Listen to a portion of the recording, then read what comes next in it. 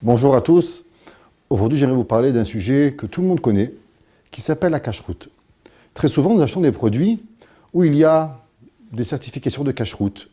Et les enfants nous demandent, ou les personnes autour de nous, est-ce que c'est cachère? La réponse est oui. La deuxième question qu'on nous demande, c'est est-ce que vous le mangez? Est-ce qu'on peut le manger? Et là, très souvent, les parents disent à leurs enfants, c'est cachère, mais on ne le mange pas. C'est une bonne cacheroute, mais vaut mieux s'en abstenir. Et la question, c'est, je ne comprends pas. Monsieur le rabbin, si c'est cachère, on peut le manger. Si c'est pas cachère, alors on ne peut pas le manger. Qu'est-ce que ça veut dire que c'est cachère, mais pourtant on essaie de s'abstenir de pouvoir le manger? Qu'est-ce qu'il y a derrière la halachot de loi de cacheroute, à part le fait que c'est juste cachère ou moins cachère? Un jour, Baba Saleh était à Paris durant les fêtes de Rosh Hashanah et Kippour, et il était invité chez un hôte. Il va voir son hôte et lui dit « Mon fils, s'il te plaît, j'aimerais que tu me trouves un shochet digne de ce nom, de façon à ce que je puisse faire mes caparotes avant le jour de Kippour. » L'hôte va et cherche un shochet et l'amène à Baba Saleh. Le Baba Saleh demande de lui parler quelques minutes, et en sortant de la discussion, Baba Saleh dit à son hôte « Tu m'as trouvé le meilleur shochet que tu aurais pu trouver. » Et l'hôte lui demande « Est-ce qu'il est un bon shochet ?» Et le Rav de lui répondre « De ce shochet-là, même Moshe Rabbeinu aurait mangé de sa shechita. » Alors l'hôte était très excité de savoir de quoi le Rav avait trouvé de particulier envers ce shochet. Alors quand le shochet est parti, il demande « Rabbi, expliquez-moi ce que vous avez dit que même Moshe Rabbeinu aurait mangé de sa cacheroute. » Et le Rav lui répond « Je lui ai demandé, tu sais qu'un shochet doit aiguiser le couteau sur une pierre avec de l'eau. Et pourrais-tu me dire de quelle eau tu prends pour aiguiser tes couteaux? » Et le shochet de lui dire « Rabbi, vous savez, tous les soirs je me lève à Tikkun Chatzot, au milieu de la nuit, comme les Mekoubalim, comme les Chassidim, comme le Harizal le demande, et je pleure pour la destruction du Beth Amikdash. Et au moment où je pleure, j'utilise mes larmes et je les garde dans une boîte en fer. Et au moment où j'aiguise mes couteaux, je verse quelques gouttes de ces larmes sur cette pierre, et avec ça, j'aiguise mes couteaux. » Et le Rav de dire, un shochet qui pleure avec tellement de ferveur sur la destruction du Beth Amikdash, sur la peine que Akadosh Baruch Hu il a de ne pas avoir son temple et de ne pas pouvoir donner au peuple juif ce qu'il mérite vraiment, au moment où il fait sa shechita, au moment où il rend sa bête cachère, c'est sûr qu'elle a toute une autre dimension. Ce que je veux dire par là, c'est que très souvent, on fait attention à énormément de halachot. On va acheter un hétrog qui est cachère des fois pour quelques dizaines de dollars ou quelques dizaines d'euros, mais pourtant, on va aller chercher le plus beau des hétrogs qui coûte dans les 300 et 400 et 500 dollars des fois.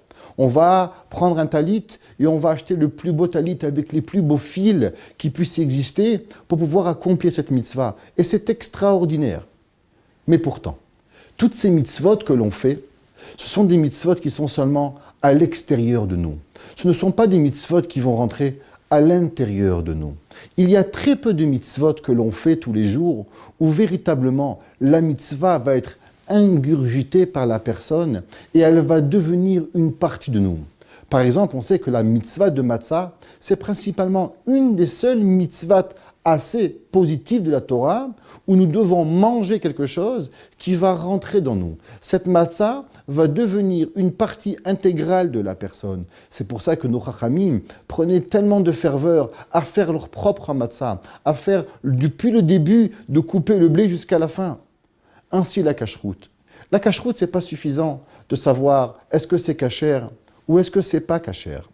La question à se demander encore plus, est-ce que c'est cachère, mais cet aliment-là va venir et quand il va rentrer dans moi, va-t-il me donner ce que je recherche dans ma neshama ou il est seulement un aliment cachère qui va seulement nourrir mon corps?